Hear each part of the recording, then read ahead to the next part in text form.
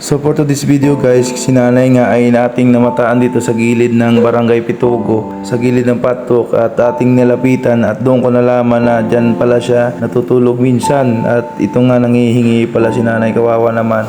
At sinabi niya pa nga single nga daw siya, akala niya naman liligawan ko siya. Dalan siya. So aabutan natin ng pera para may pambili si nanay. Hindi ko alam kung dito lagi si nanay.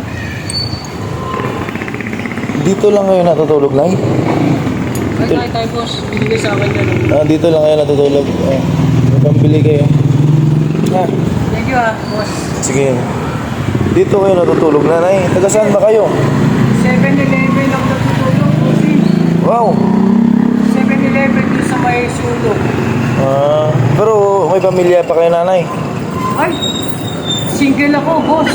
Taga saan yung mga ano nyo? May pamilya nyo po, nanay, mga kamag-anak. Ay, may mga kapatid po ako, takong lalaki.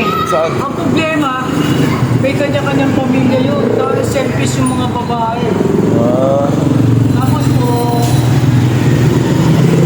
kasi yung may ano ko dyan, may pamangkin ako, pero ano yan eh.